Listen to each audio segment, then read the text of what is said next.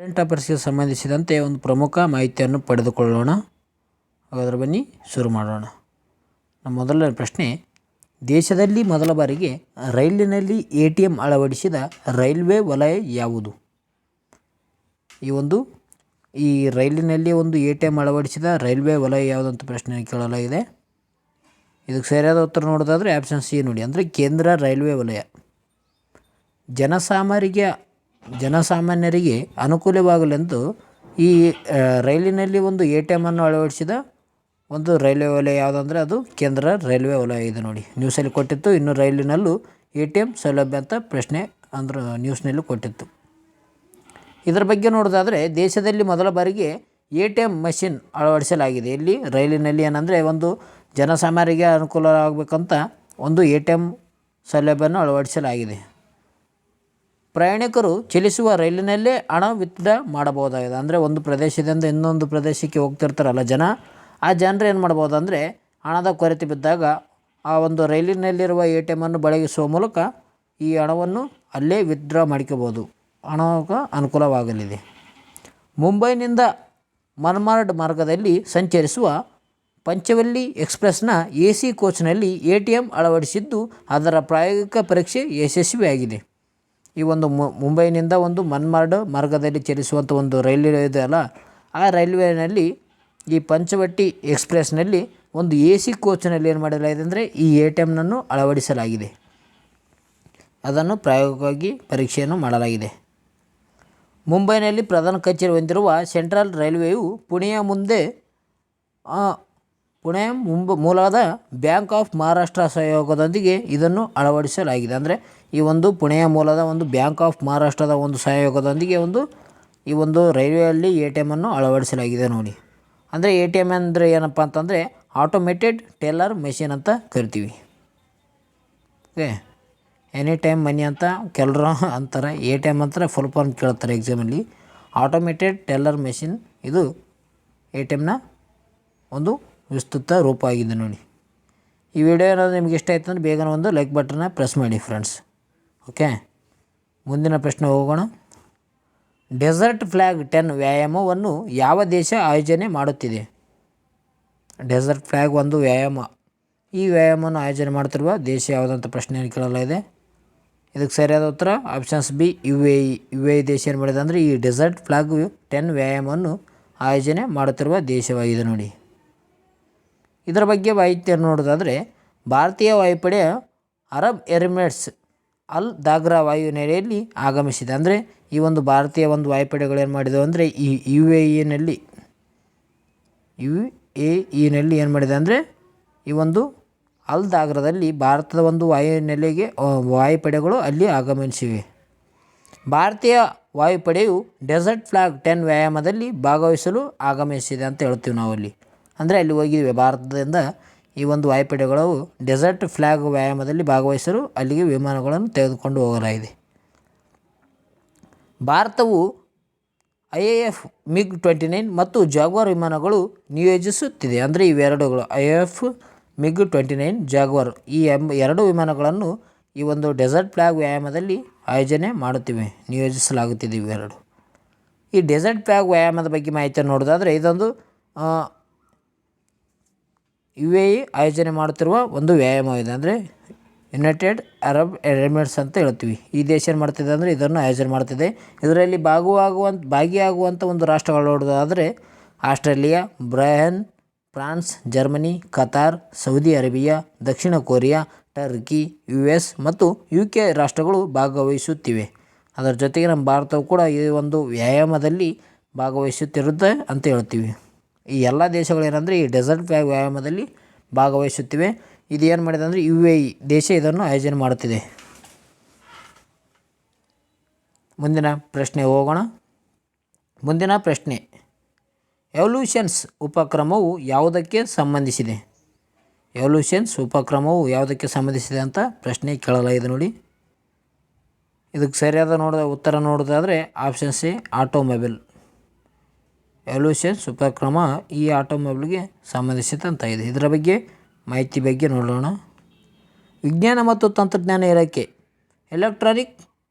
Electric vehicle solutions led by startup ಅಂತ ಕಾರ್ಯಕ್ರಮವನ್ನು ಪ್ರಾರಂಭಿಸಿದರು. ಯಾವುದು? ವಿಜ್ಞಾನ ಮತ್ತು ತಂತ್ರಜ್ಞಾನ ಇಲಾಖೆ. ಇದು ಏನು ಮಾಡಿದೆ ಅಂದರೆ electric vehicle solutions led by startup evolutions ಎಂಬ ಕಾರ್ಯಕ್ರಮವನ್ನು ಪ್ರಾರಂಭವನ್ನು ಮಾಡಿದೆ. ಈ ಉಪಕ್ರಮವು ದೇಶದಲ್ಲಿ ವಿದ್ಯುತ್ ವಾಹನಗಳ ಘಟಕಗಳ ಉತ್ಪಾದನೆಯನ್ನು ಹೆಚ್ಚಿಸುವ ಗುರಿಯನ್ನು ಹೊಂದಿದೆ. ಅಂದರೆ ಒಂದು ಭಾರತ ದೇಶದಲ್ಲಿ ಏನಂದರೆ ಈ ವಿದ್ಯುತ್ ವಾಹನಗಳಿದ್ದಾವಲ್ಲ, ಈ ಒಂದು ವಾಹನಗಳನ್ನು ಉತ್ಪಾದನೆಯನ್ನು ಹೆಚ್ಚಿಸುವ ಗುರಿಯನ್ನು ಹೊಂದಿದೆ. ಯಾವುದು? ಈ electric vehicle solutions led by startup evolutions ಕಾರ್ಯಕ್ರಮ. ವಿದ್ಯುತ್ ವಾಹನಗಳ ಹಾಗೂ ಅವುಗಳ ಭಾಗಗಳನ್ನು ಬೇರೆ ದೇಶಗಳಿಂದ ಆಮದು ಮಾಡಿಕೊಳ್ಳುವುದನ್ನು ಕಡಿತಗೊಳಿಸಲು ಪ್ರಯತ್ನಿಸುತ್ತದೆ. ಅಂದರೆ ಈ ಒಂದು ವಿದ್ಯುತ್ ವಾಹನಗಳನ್ನು ತಯಾರು ಮಾಡಲು ನಾವು ಬೇರೆ ದೇಶಗಳಿಂದ ಒಂದು ಸಾಮಾನುಗಳನ್ನು ತರಿಸಬೇಕು, ಆಮದು ಮಾಡಿಕೋಬೇಕಾಗುತ್ತದೆ ಬೇರೆ ದೇಶಗಳಿಂದ. ಇದನ್ನು ಕಡಿಮೆ ಮಾಡಿಗೆಸಿಂದ ನಮ್ಮ ಭಾರತ ದೇಶದಲ್ಲೇ ಒಂದು ವಿದ್ಯುತ್ ವಾಹನಗಳನ್ನು ಘಟಕಗಳನ್ನು ಉತ್ಪಾದನೆ ಮಾಡಬೇಕಂತ ಇದನ್ನು ಗುರಿಯನ್ನು ಹಾಕಿಕೊಂಡಿದೆ. ಇದಕ್ಕೆ ಎವಲ್ಯೂಷನ್ ಕಾರ್ಯಕ್ರಮವನ್ನು ಪ್ರಾರಂಭಿಸಿದೆ. ಇದನ್ನು ಪ್ರಾರಂಭಿಸಿದ ಒಂದು ಯಾವುದಂದರೆ ವಿಜ್ಞಾನ ಮತ್ತು ತಂತ್ರಜ್ಞಾನ ಇಲಾಖೆ ಇದು ಪ್ರಾರಂಭಿಸಿದೆ ನೋಡಿ. ಎವಲ್ಯೂಷನ್ ಕಾರ್ಯಕ್ರಮವನ್ನು ಪ್ರಾರಂಭಿಸಿದ ಸಂಸ್ಥೆ ಯಾವುದಂದರೆ ವಿಜ್ಞಾನ ಮತ್ತು ತಂತ್ರಜ್ಞಾನ ಇಲಾಖೆ. ಇದೇ ಏನಾದರೂ ನಿಮಗೆ ವಿಡಿಯೋ ಇಷ್ಟ ಆದರೆ ಬೇಗನೆ ಒಂದು ಲೈಕ್ ಬಟನ್ ಪ್ರೆಸ್ ಮಾಡಿ, ಜೊತೆಗೆ ಸಬ್ಸ್ಕ್ರೈಬ್ ಕೂಡ ಆಗಿ. ಮುಂದಿನ ಪ್ರಶ್ನೆ ಹೋಗೋಣ. ನಮ್ಮ ಈ ಮುಂದಿನ ಪ್ರಶ್ನೆ ನೋಡೋದಾದರೆ, ಸುಪ್ರೀಂ ಕೋರ್ಟ್ನ 52ನೇ ಮುಖ್ಯ ನ್ಯಾಯಮೂರ್ತಿಯಾಗಿ ನೇಮಕಗೊಳ್ಳುವವರು ಯಾರು? ಅಂದರೆ ಸುಪ್ರೀಂ ಕೋರ್ಟ್ನ ಒಂದು 52ನೇ ಒಂದು ಮುಖ್ಯ ನ್ಯಾಯಮೂರ್ತಿಯನ್ನು ನೇಮಕ ಮಾಡ್ತಿದ್ದಾರೆ. ಅವರು ಯಾರಂತ ಪ್ರಶ್ನೆ ಕೇಳಲಾಗಿದೆ. ಇದಕ್ಕೆ ಸರಿಯಾದ ಉತ್ತರ ಆಪ್ಷನ್ ಸಿ, BR ಗವಾಯಿ. ನ್ಯೂಸಲ್ಲಿ ಕೊಟ್ಟಿತ್ತು BR ಗವಾಯಿ ಅವರು 52ನೇ CJI ಅಂತ ನ್ಯೂಸಲ್ಲಿ ನೀಡಲಾಗಿದೆ ನೋಡಿ. ಎಷ್ಟನೇದು? 52ನೇ ಒಂದು ಮುಖ್ಯ ನ್ಯಾಯಮೂರ್ತಿಯಾಗಿ ಕಾರ್ಯನಿರ್ವಹಿಸಲಿದ್ದಾರೆ BR ಗವಾಯಿ ಅವರು. ಪ್ರಸ್ತುತ ಯಾರಿದ್ದಾರೆ ಅಂದರೆ ಸಂಜೀವ್ ಖನ್ನಾ ಅವರು ಪ್ರಸ್ತುತ 51ನೇ ಒಂದು CJI ಆಗಿ ಕಾರ್ಯನಿರ್ವಹಿಸುತ್ತಿದ್ದಾರೆ. CJI ಆಗಿ ಒಂದು ಸಂಜೀವ್ ಖನ್ನಾ ಅವರು ಪ್ರಸ್ತುತ 51ನೇ ಮುಖ್ಯ ನ್ಯಾಯಮೂರ್ತಿಯಾಗಿ ಕಾರ್ಯನಿರ್ವಹಿಸುತ್ತಿದ್ದಾರೆ. 52ನೇದು BR ಗವಾಯಿ ಅವರು ನೇಮಕಗೊಳ್ಳಲಿದ್ದಾರೆ. ಇದರ ಬಗ್ಗೆ ಒಂದು ಮಾಹಿತಿಯನ್ನು ನೋಡೋದಾದರೆ, ಸುಪ್ರೀಂ ಕೋರ್ಟ್ನ ಮುಂದಿನ ಮುಖ್ಯ ನ್ಯಾಯಮೂರ್ತಿ BR ಗವಾಯಿ ಅವರನ್ನು ಹೆಸರನ್ನು CJI ಸಂಜೀವ್ ಖನ್ನಾ ಅವರು ಶಿಫಾರಸು ಮಾಡಿದ್ದಾರೆ. ಅಂದರೆ ಈ ಒಂದು BR ಗವಾಯಿ ಅವರ ಒಂದು ಹೆಸರನ್ನು ಏನು ಮಾಡಿದ್ದಾರೆ ಅಂದರೆ ಪ್ರಸ್ತುತ 51ನೇ ಒಂದು CJI ಆಗಿರುವ ಸಂಜೀವ್ ಖನ್ನಾ ಅವರು ಏನು ಮಾಡಿದ್ದಾರೆ ಅಂದರೆ ಶಿಫಾರಸು ಮಾಡಿದ್ದಾರೆ. ಅಂದರೆ ಮುಂದಿನ ಒಂದು ನ್ಯಾಯಮೂರ್ತಿಯಾಗಿ ಯಾರಪ್ಪ BR ಗವಾಯಿ ಆಗಲು ಅಂತ ಶಿಫಾರಸು ಮಾಡಿದ್ದಾರೆ. ಸಂಜೀವ್ ಖನ್ನಾ ಅವರು ಮೇ 13ರಂದು ನಿವೃತ್ತಿ ಆಗಲಿದ್ದಾರೆ. ಮೇ 14ರಂದು ಗವಾಯಿ ಅವರು ದೇಶದ 52ನೇ ಮುಖ್ಯ ನ್ಯಾಯಮೂರ್ತಿಯಾಗಿ ಅಧಿಕಾರ ಸ್ವೀಕರಿಸಲಿದ್ದಾರೆ. ಅಂದರೆ ಸಂಜೀವ್ ಖನ್ನಾ ಪ್ರಸ್ತುತ 51ನೇ ಸಂಜೀವ್ ಖನ್ನಾ ಇದ್ದಾರಲ್ಲ, ಅವರು ಏನಪ್ಪ ಅಂತಂದರೆ ಮೇ 13ನೇ ತಾರೀಕು ಒಂದು ನಿವೃತ್ತಿಯನ್ನು ಹೊಂದಲಿದ್ದಾರೆ. ಜೊತೆಗೆ ಮೇ 14ನೇ ತಾರೀಕು ಯಾರಿಗೆ ಅಂದರೆ BR ಗವಾಯಿ ಅವರಿಗೆ ದೇಶದ ಒಂದು 52ನೇ ಮುಖ್ಯ ನ್ಯಾಯಮೂರ್ತಿಯಾಗಿ ಅಧಿಕಾರವನ್ನು ಸ್ವೀಕರಿಸಲಿದ್ದಾರೆ ಅಂತ ಹೇಳ್ಬೋದು. ಇವರು 2025ರ ನವಂಬರ್ 23ರವರೆಗೂ ನಿವೃತ್ತಿರಾಗಲಿದ್ದಾರೆ. ಅಂದರೆ ಇವರು ನವಂಬರ್ 23, 2025 ಅಂದರೆ ಇದೇ ವರ್ಷದ ಒಂದು ನವಂಬರ್ 23ರಂದು ಈ BR ಗವಾಯಿ ಅವರು ಇದ್ದಾರಲ್ಲ, ಅವರು ನಿವೃತ್ತಿ ಆಗುತ್ತಾರೆ ಮುಂದೆ. ಸಂಜೀವ್ ಖನ್ನಾ ಅವರು 2024ರ ನವಂಬರ್ 11ರಂದು 51ನೇ ಮುಖ್ಯ ನ್ಯಾಯಮೂರ್ತಿಯಾಗಿ ಅಧಿಕಾರ ಸ್ವೀಕರಿಸಿದ್ದರು. 51ನೇ ಮುಖ್ಯ ನ್ಯಾಯಮೂರ್ತಿ ಯಾರಪ್ಪ ಅಂತಂದರೆ ಸಂಜೀವ್ ಖನ್ನಾ ಅವರಿದ್ದಾರೆ. 52ನೇ ಮುಖ್ಯ ನ್ಯಾಯಮೂರ್ತಿ ಆಗೋವರು ಯಾರಂದರೆ BR ಗವಾಯಿ ಅವರು.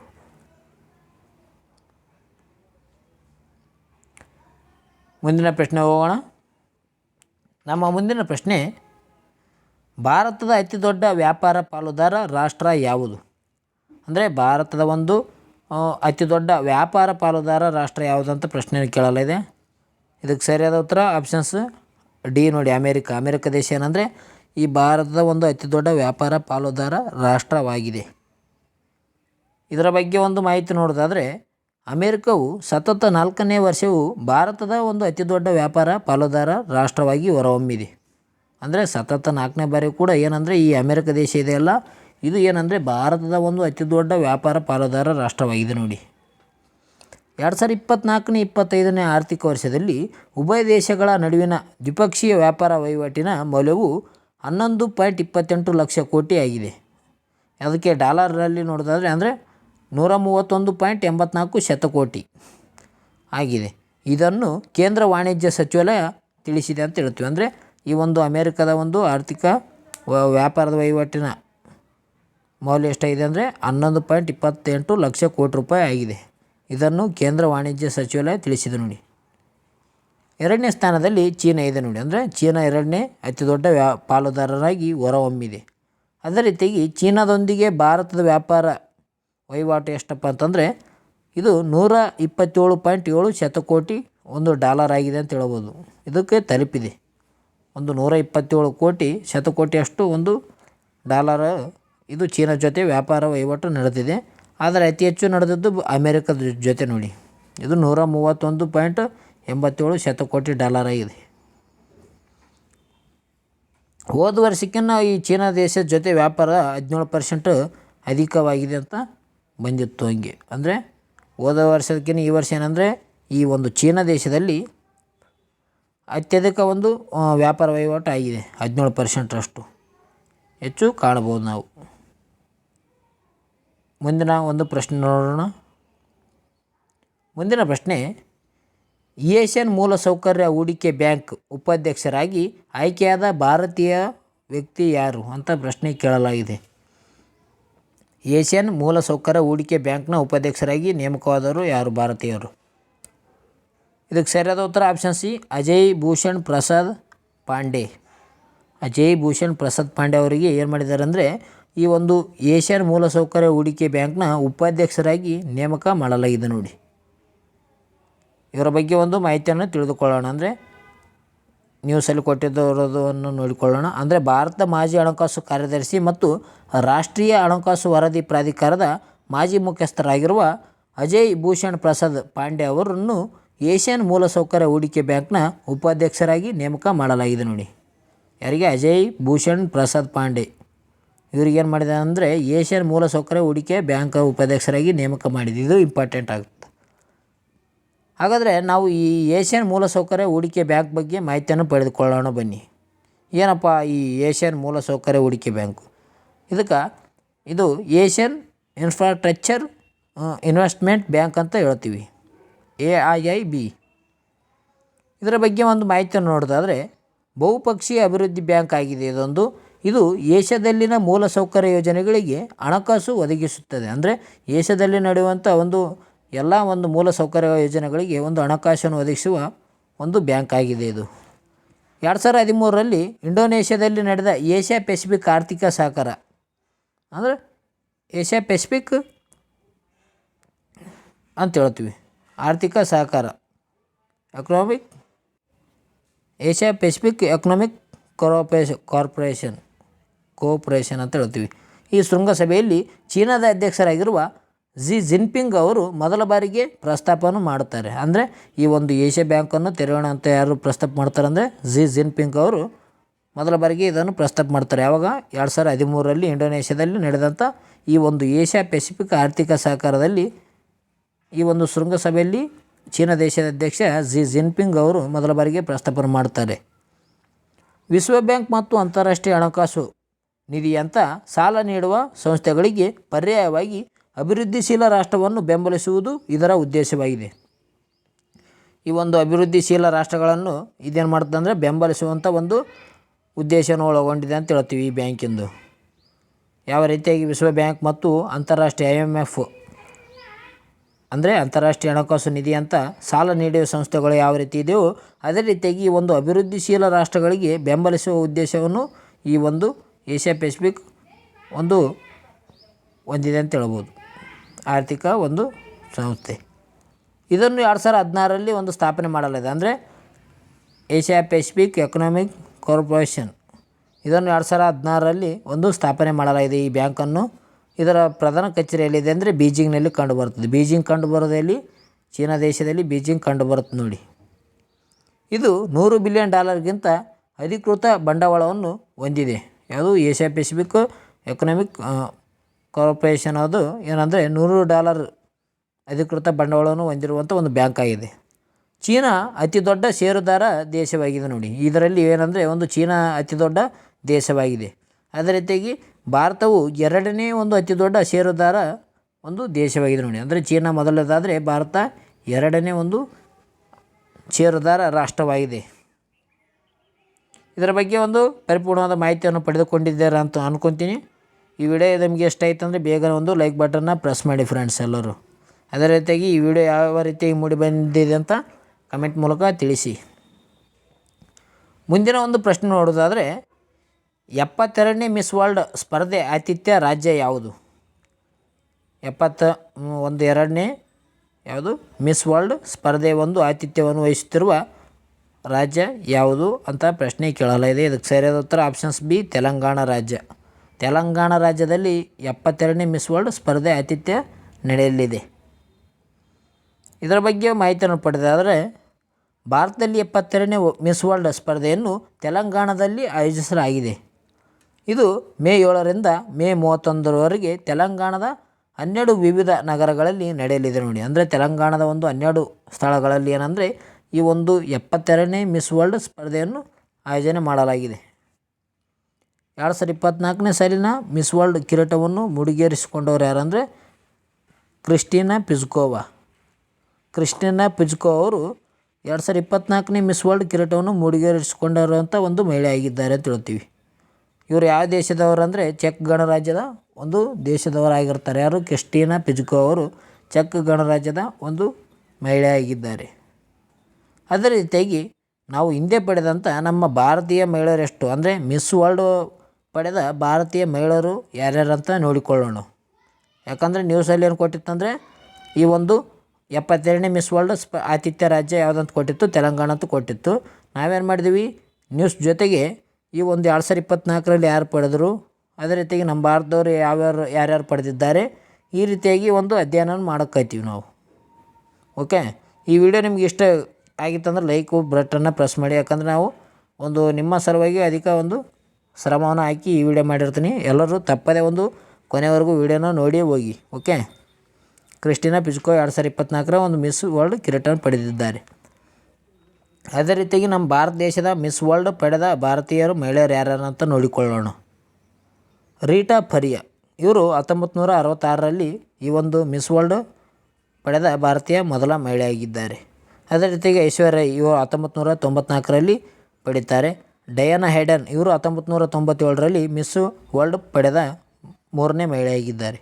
ಯುಕ್ತಾ ಮುಖೆ ಇವರು 1999ರಲ್ಲಿ ಇದನ್ನು ಪಡೆಯುತ್ತಾರೆ. ಪ್ರಿಯಾಂಕಾ ಚೋಪ್ರಾ 2000ರಲ್ಲಿ ಮಿಸ್ ವರ್ಲ್ಡ್ ಒಂದು ಪಡೆಯುತ್ತಾರೆ. ಅದೇ ರೀತಿಯಾಗಿ 2017ರಲ್ಲಿ ಪಡೆದಂಥ ಮಾನುಷಾ ಚಿಲ್ಲರ್ ಅಂತ ಹೇಳ್ತೀವಿ. ಮಾನುಷಾ ಚಿಲ್ಲರ್ ಅವರು 2017ರಲ್ಲಿ ಮಿಸ್ ವರ್ಲ್ಡ್ ಪಡೆದ ಭಾರತೀಯ ಮಹಿಳೆಯಾಗಿದ್ದಾರೆ ನೋಡಿ. ಈ ಮಿಸ್ ವರ್ಲ್ಡ್ ಕಿರೀಟ ಪಡೆದ ಭಾರತದ ಮೊದಲ ಮಹಿಳೆ ಯಾರಂತ ಎಕ್ಸಾಮಲ್ಲಿ ಕೇಳ್ತಾರೆ. ಅಂದರೆ ಜಿ ಕೆ ರೀತಿಯಲ್ಲಿ ಕೇಳ್ತಾರೆ. ಯಾರಂದರೆ ರೀಟಾ ಫರಿಯಾ ನೋಡಿ, ಇದು ಇಂಪಾರ್ಟೆಂಟ್. ಮಿಸ್ ವರ್ಲ್ಡ್ ಕಿರೀಟ ಪಡೆದ ಭಾರತದ ಮೊದಲ ಮಹಿಳೆ ಯಾರಂದರೆ ರೀಟಾ ಫರಿಯಾ. ಯಾವಾಗ ಪಡಿತಾರೆ? 1966ದಾಗ ಇವರು ಪಡಿತಾರೆ. 1966ರಲ್ಲಿ ರೀಟಾ ಫರಿಯಾ ಅವರು ವಿಶ್ವ ವರ್ಲ್ಡ್ ಅಂತ ಹೇಳ್ತೀವಿ. ಅದು ಮಿಸ್ ವರ್ಲ್ಡ್ ಪಡೆದ ಮೊದಲ ಒಂದು ಭಾರತೀಯ ಮಹಿಳೆ ಯಾರಂದರೆ ರೀಟಾ ಫರಿಯಾ 1966ರಲ್ಲಿ ಪಡೆದಂಥ ಮಹಿಳೆಯಾಗಿದ್ದಾರೆ.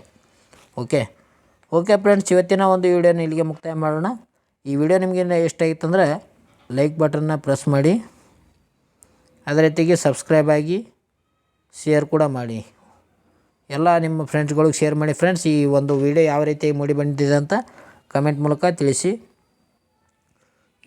ಇದರಲ್ಲಿ ಹೇಳೋದರದಲ್ಲಿ ಯಾವುದಾದ್ರೂ ಮಿಸ್ಟೇಕ್ ಆಯ್ತಂದ್ರೆ ಸ್ವಲ್ಪ ಅದು ಕೂಡ ಹೇಳಿ. ಓಕೆ, ಸರಿ ಮಾಡಿಕೊಳ್ಳೋಣ. ಓಕೆ ಫ್ರೆಂಡ್ಸ್, ಇವತ್ತಿನ ವಿಡಿಯೋನ ಇಲ್ಲಿಗೆ ಮುಕ್ತಾಯ ಮಾಡೋಣ. ಮುಂದಿನ ವಿಡಿಯೋದಲ್ಲಿ ಸಿಗೋಣ. ಎಲ್ಲರಿಗೂ ಬಾಯ್ ಫ್ರೆಂಡ್ಸ್, ಟೇಕ್ ಕೇರ್.